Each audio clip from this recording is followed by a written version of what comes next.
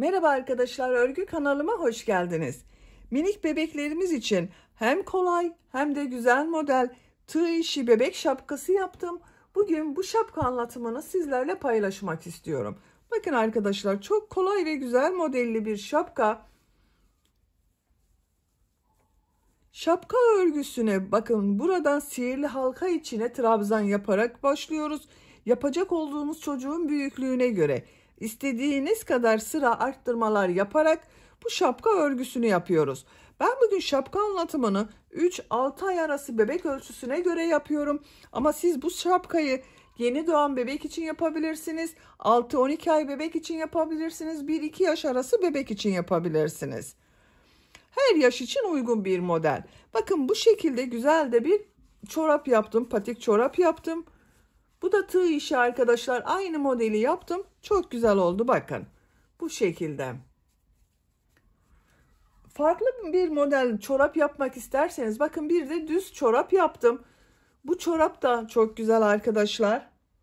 Bakın görüntüsü böyle. Güzel bir ikili oldu. Bunlara takım olarak güzel bir de hırka yaptım bakın. Bu şekilde tığ işi hırka. Siz de bunun gibi güzel bir takım yapmak isterseniz hırkanın ve çorapların anlatımlarını yaptım. YouTube kanalıma yükledim arkadaşlar. Bu hırka ve çorapların YouTube linklerini izlediğiniz bu şapka videosunun açıklama bölümüne ekliyorum. Siz izlediğiniz bu videonun açıklama bölümünde bulunan linklere tıklarsanız bunun gibi güzel bir takım yapabilirsiniz. Biz bugün bu güzel şapkayı yapacağız arkadaşlar. Şapka örgüsünde sarı renk iplik kullandım. Bakın bu şekilde bir iplik. Çok az iplik kullandım. 50 gram iplik yeterli arkadaşlar. Kullandığım iplik üzerinde 100 gram iplikte 340 metre var. Tığ olarak 5 numara 3 milimetre tığ kullandım. Elimin sıklığına göre bu iplikte bu tığı kullandım arkadaşlar. Sizin eliniz sıkıysa yaptığınız örgü hem sert olur hem de daha küçük olacaktır. Eliniz sıkıysa 3,5 milimetre tığları kullanmanızı tavsiye ederim. Bakın benim yaptığım örgüler sert olmuyor, çok yumuşak oluyor. Elim çok sıkı değil. Ben bugün bu renk ipliği kullandım. Bu şapka örgüsünü yaptım arkadaşlar. Siz bu şapka örgüsünde istediğiniz marka iplik ve renkleri kullanarak yapabilirsiniz. Her renk ve her marka iplik ile çok güzel oluyor. İpliği tığı hazırlayalım. Hep birlikte bu şapka örgüsüne başlayalım. Örgü kanalıma abone değilseniz abone olmayı unutmayın lütfen. Örgü kanalıma abone olmak ücretsiz. Örgü kanalıma ücretsiz abone olup orada bulunan zil şeklini dokunarak açık yaparsanız kanalıma video yüklediğim zaman ilk önce size bildirim gelir. Örgülerimden herkesten önce sizin haberiniz olur. İzlediğiniz videolarıma beğeni ve yorumlarınızı yaparsanız çok sevinirim arkadaşlar. Hepinize kolay gelsin. İyi çalışmalar. Örgüye sihirli halka yaparak başlıyorum. Bakın ben bu şekilde yapıyorum arkadaşlar. Bilmeyen arkadaşlar için gösteriyorum. Parmağımın üzerine bakın iplik doladım. Doladığım bu ipliğe tığ takıyorum. İlmek aldım, çektim. Yavaşça parmağımdan çıkarıyorum. Bakın burada bir halka oluştu. 2 zincir yapıyorum. Tığ üzerine iplik alıyorum. Bu sihirli halka içine 12 trabzan yapıyorum. 1 2 3 4 5 6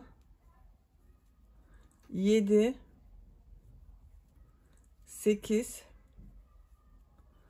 9 10 11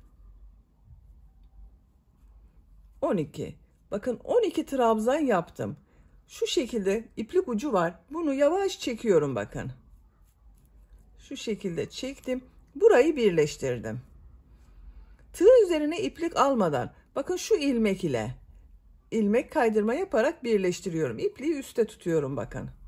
Şu şekilde bakın çektim. Tığ üzerinde bulunan ilmekten de çektim. Bu ilk başta yaptığımız 2 trabzan olmuyor arkadaşlar. Bakın bu ilmeğe ilmek kaydırma yaptım. İkinci sıradayım. Bu sırada her ilmek üzerine 2 trabzan yapacağız. 2 zincir yapıyorum. Bu ilk ilmek üzerine 2 trabzan yapıyorum. Bakın aynı ilmeğe 2 trabzan yapıyorum.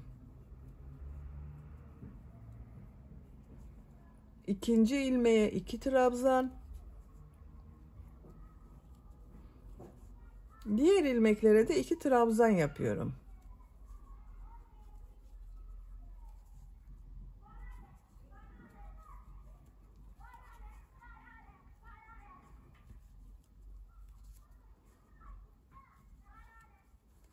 Sıra sonuna kadar devam edelim.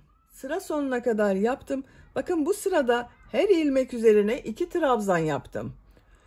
Bir alt sırada 12 trabzan yaptım.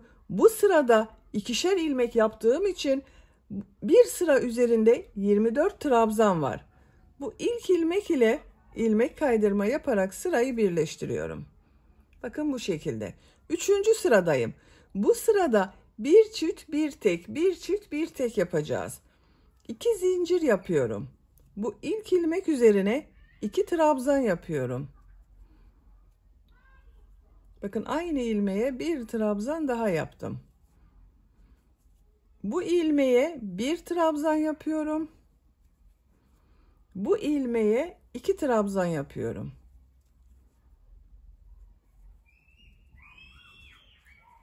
Bir trabzan yapıyorum. 2 trabzan yapıyorum. Bakın bu şekilde. Bir çift bir tek trabzan yaparak sıra sonuna kadar devam edelim. Sıra sonuna kadar yaptım. Son ilmeğe bir trabzan yaptım arkadaşlar. Bakın sıra başında bir ilmeğe 2 trabzan ile başladım. Bir çift bir tek trabzan yaptım. Son ilmeğe bir trabzan yaptım. Bu ilk yaptığım ilmek ile ilmek kaydırma yaparak sırayı birleştiriyoruz. Bu bir sıra üzerinde 36 trabzan var arkadaşlar. Dördüncü sıradayım. Dördüncü sırada bir çift iki tek, bir çift iki tek trabzan yapıyorum. 2 zincir yapıyorum. Bu ilk ilmek üzerine 2 trabzan yapıyorum. 1 2 tığ üzerine iplik alıyorum. Bu 2 ilmek üzerine birer defa trabzan yapıyorum bakın. 1 2 Bu ilmeğe 2 trabzan yapıyorum. Bakın aynı ilmeğe 2 trabzan yaptım.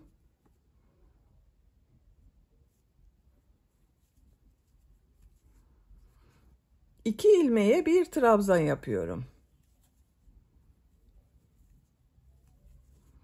Buna 2 trabzan yapıyorum bakın. Bir çift iki tek, bir çift iki tek trabzan yaparak sıra sonuna kadar devam edelim. Sıra sonuna kadar yaptım. Son 2 ilmek üzerine bakın birer defa trabzan yaptım. İlk ilmek ile ilmek kaydırma yaparak sırayı birleştiriyorum. Bu bir sıra üzerinde 48 trabzan var arkadaşlar. 5. sıradayım. Bu sırada bir çift 3 tek, bir çift 3 tek trabzan yapıyorum. 2 zincir yapıyorum. Bu ilk ilmek üzerine 2 trabzan yapıyorum. 3 ilmek üzerine bir trabzan yapıyorum. Bakın. 1 2 3 Dördüncü ilmeğe 2 trabzan yapıyorum. 3 ilmeğe bir trabzan yapıyorum.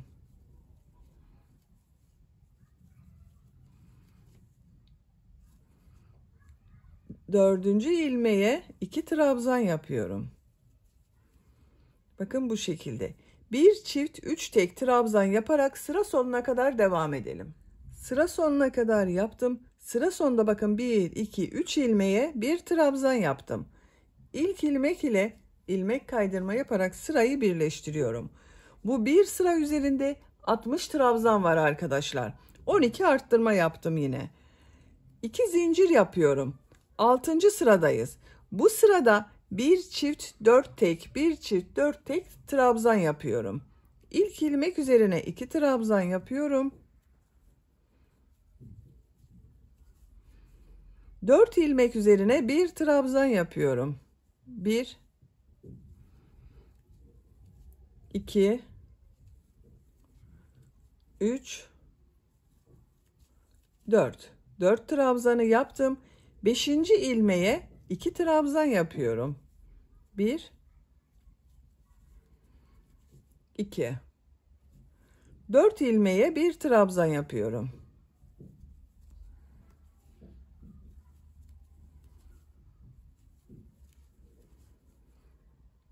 5. ilmeğe 2 trabzan yapıyorum. Bakın bu şekilde arkadaşlar.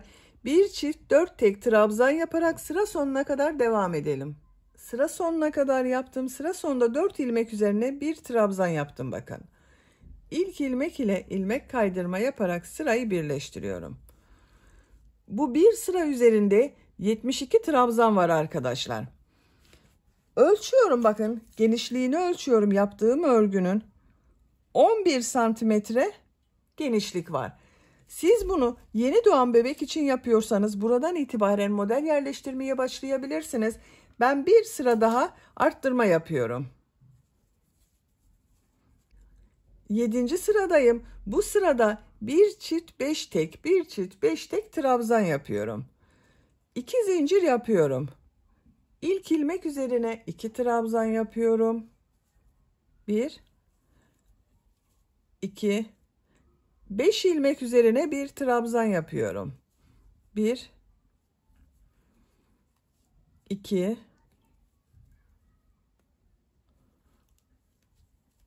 3 4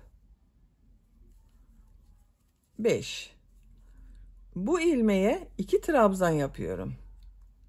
1 2 5 ilmeğe bir trabzan yapıyorum.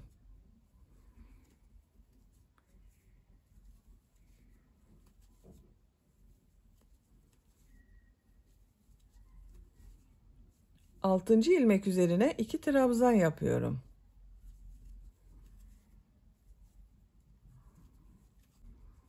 Bakın arkadaşlar bu şekilde. Bir çift 5 tek, bir çift 5 tek trabzan yaparak sıra sonuna kadar devam edelim. Sıra sonuna kadar yaptım. Sıra sonunda 5 ilmeğe bir trabzan yaptım. İlk ilmek ile ilmek kaydırma yaparak birleştiriyorum. Bakın arkadaşlar. Bu bir sıra üzerinde 84 trabzan var arkadaşlar. Tekrar ölçüyorum. Yapacağım ölçüye geldim ben. Buradan itibaren model yerleştirmeye başlıyorum. 12,5 santimetre genişlik var arkadaşlar. Bakın. Eğer sizin 12,5 santimetre olmadıysa bir sıra daha arttırma yapabilirsiniz. İplik kalınlığına göre ölçüler değişebiliyor. Onun için siz bir sıra daha arttırma yaparak 12,5 santimetre ölçü elde edebilirsiniz arkadaşlar. 8. sıradayım. 8. sırada artık sadece trabzan olarak yapıyorum. Arttırma yapmıyorum. Buradan itibaren model yerleştirmeye başlıyorum. 2 zincir yapıyorum. İlk ilmek üzerine trabzan yapıyorum. Bakın diğer ilmekleri de trabzan yaparak devam ediyorum. Trabzan yaparak devam edelim.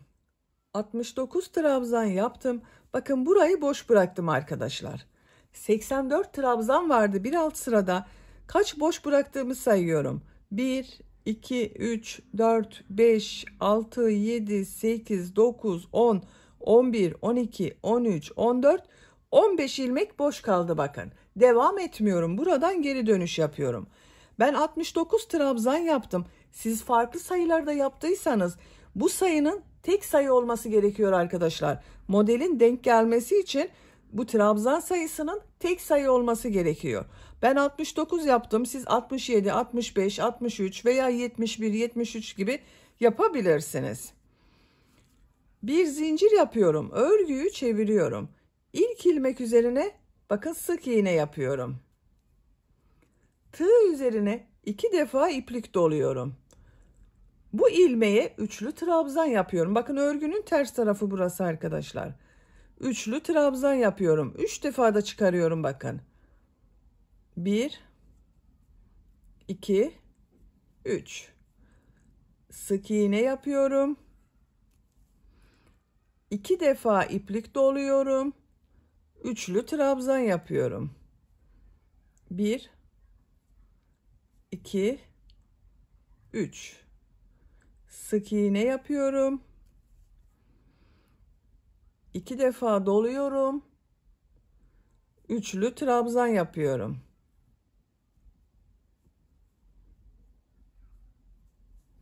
Sık iğne yapıyorum. Üçlü trabzan yapıyorum. Sık iğne yapıyorum. Bakın, örgünün düz tarafı burası arkadaşlar. Bu şekilde modeller oluşuyor. Sıra sonuna kadar devam edelim. Sıra sonuna kadar modelleri yaptım. Bakın, son ilmek üzerine bir sık iğne yapıyorum. Bakın arkadaşlar, düz tarafı bu şekilde oldu. Kaç model yerleştirdiğimi sayıyorum bir sıra üzerine. 2, 4, 6, 8, 10, 12, 14, 16, 18, 20, 22, 24, 26, 28, 30, 32, 34 model oldu bir sıra üzerinde arkadaşlar. Bakın, bu 15 ilmeği boş bıraktım. Buradan geriye dönüyorum. Bir zincir yapıyorum. Örgüyü çeviriyorum. İlk ilmek üzerine trabzan yapıyorum. Bakın, şu ilmeğe model üzerine trabzan yapıyorum. Sık iğne üzerine trabzan yapıyorum. Model üzerine bakın trabzan yapıyorum.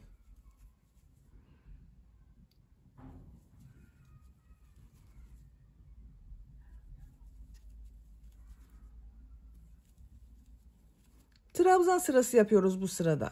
Sıra sonuna kadar devam edelim. Sıra sonuna kadar tamamladım. Bakın, son ilmeğe de trabzan yaptım. Bu bir sıra üzerinde 69 trabzan var arkadaşlar. Bu ilk sırada kaç trabzan başladıysanız bakın, burada da aynı sayıda olacak. Arttırma veya eksiltme yapmamaya dikkat edin.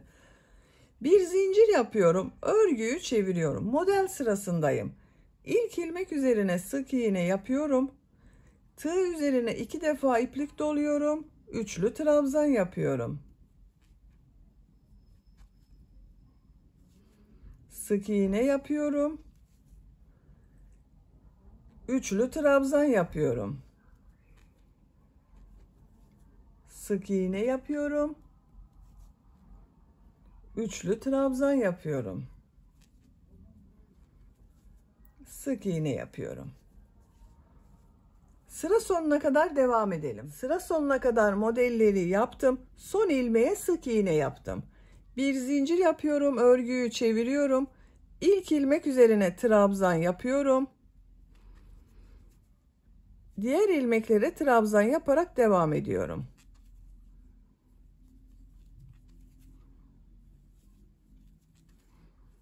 Sıra sonuna kadar devam edelim. Trabzanları yaparak sıra sonuna kadar tamamladım. Bir zincir yapıyorum. Örgüyü çeviriyorum. İlk ilmeğe sık iğne yapıyorum. 2 defa doluyorum. Üçlü trabzan yapıyorum. Bir sık iğne yapıyorum. Üçlü trabzan yapıyorum. Bu şekilde devam edecek arkadaşlar. Bakın. Model tekrar ediyoruz. Şöyle bakın. Şapkanın görüntüsü böyle. Yapacak olduğunuz çocuğun büyüklüğüne göre bu model sırasını tekrarlayarak devam edelim. Şapka örgüsünü 8 model sırası olarak tamamladım. 1, 2, 3, 4, 5, 6, 7, 8. Santimetre olarak ölçüyorum genişliğini arkadaşlar. 16 santimetre genişlik var. Benim yapacağım ölçü için yeterli.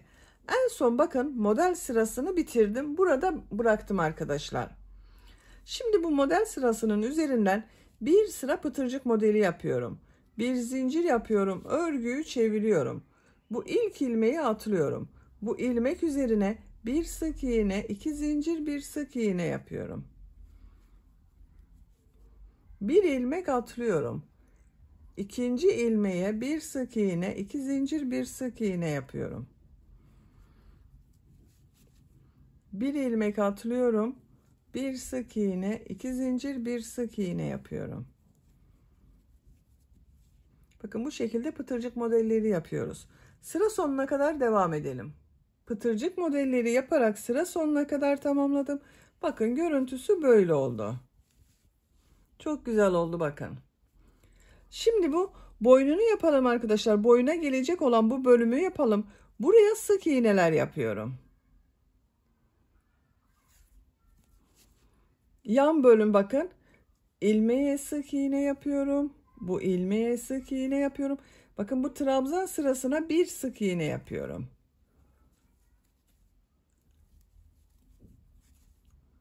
Bir sık iğne yapıyorum. Bu şekilde devam edelim. Burada bakın birer ilmek var. Üzerine sık iğne yapalım. Sıra sonuna kadar tamamlayalım. Sık iğne yaparak bakın sıra sonuna kadar tamamladım. Bakın boyun bölümünde bu şekilde sık iğne yaptık. Şimdi ikinci sırada bir sıra daha sık iğne yapıyorum. Bir zincir yapıyorum. Örgüyü çeviriyorum.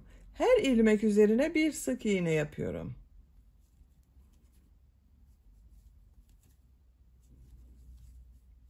Sıra sonuna kadar devam edelim. Sıra sonuna kadar sık iğne yaptım. Bakın görüntüsü böyle oldu. Şapkanın bu sırasında arkadaşlar buraya ve diğer uca ip kordonlar yapmak istiyorum. İlk ip kordonu bakın buraya yapıyorum. Zincirler yapıyorum. Çok sıkı zincir yapmıyorum. 70 zincir yaptım. Bakın bu şekilde oldu. Kaç santimetre zincir yaptığımı ölçüyorum. 27 santimetre zincir uzunluğu var. Siz daha uzun istiyorsanız birkaç zincir daha yapabilirsiniz. Sizin elinizin sıklığına, iplik kalınlığına göre 27 santimetre için arkadaşlar daha az veya daha çok zincir yapmanız gerekebilir. Şimdi bu zincirler üzerinden ilmek kaydırma yapıyorum. Bu ilk ilmeği atlıyorum. İkinci ilmek üzerine bakın tığ takıyorum. İplik aldım, çektim. Tığ üzerinde bulunan ilmekten de çekiyorum. Zincirler üzerine ilmek kaydırma yapıyoruz.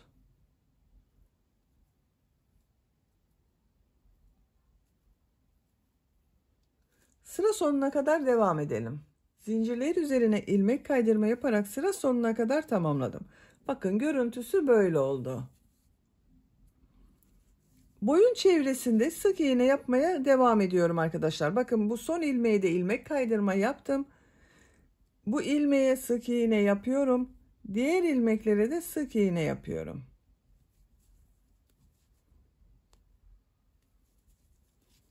Bakın kordonun birleştirdiğimiz yer bu şekilde görünüyor. Sıra sonuna kadar devam edelim. Sıra sonuna kadar sık iğne yaptım. Bakın arkadaşlar. Burada 3 sıra sık iğne yaptım bakın. Şimdi buraya da burada yaptığım gibi ip kordon yapıyorum. Buraya kaç zincir yaptıysak buraya da aynı sayıda zincir yapıyorum. Ben 70 zincir yaptım. 70 zincir yapalım. Üzerinden ilmek kaydırma yaparak buraya kadar tamamlayalım. Bu ip kordonu da yaparak bakın sıra sonuna kadar tamamladım. Bunda yaptığım gibi 70 zincir yaptım. Üzerinden ilmek kaydırma yaptım. En son ilmeğe ilmek kaydırma yaptım. Bakın bu yaptığımız sık iğneler var. Bu ilmeği atlıyorum. Bu ilmek içine tığ takıyorum. İlmek kaydırma yaparak birleştiriyorum. Bakın buranın görüntüsü de düzgün oldu arkadaşlar. İpliği kesiyorum.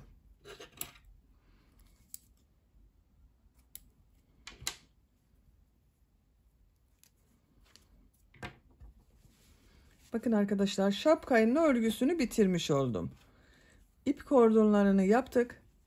Bebeğin başına taktıktan sonra bakın şu şekilde fiyonk bağlayabiliriz artık.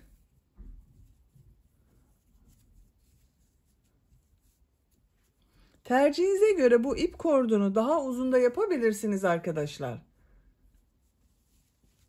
Bakın çok güzel oldu şapka. Bitmiş olarak size ölçülerini söylüyorum. Bakın buradan genişliğini ölçüyorum. Şapka yüksekliği oluyor bu arkadaşlar. 16 santimetre. Genişliğini ölçüyorum. 16 santimetre. Ben bugün 3 aylık bir bebek için yaptım arkadaşlar. Bu büyüklükte şapka oldu. Beni dinlediğiniz ve izlediğiniz için hepinize çok teşekkür ederim. Örgü kanalıma abone değilseniz abone olmayı unutmayın lütfen. Örgü kanalıma abone olmak ücretsiz. Örgü kanalıma ücretsiz abone olup orada bulunan zil şekline dokunarak açık yaparsanız kanalıma video yüklediğim zaman ilk önce size bildirim gelir. Örgülerimden herkesten önce sizin haberiniz olur. İzlediğiniz videolarıma beğeni ve yorumlarınızı yaparsanız çok sevinirim arkadaşlar. Sizlerle yeni örgülerde görüşmek dileğiyle. Hoşça kalın, sevgiyle kalın.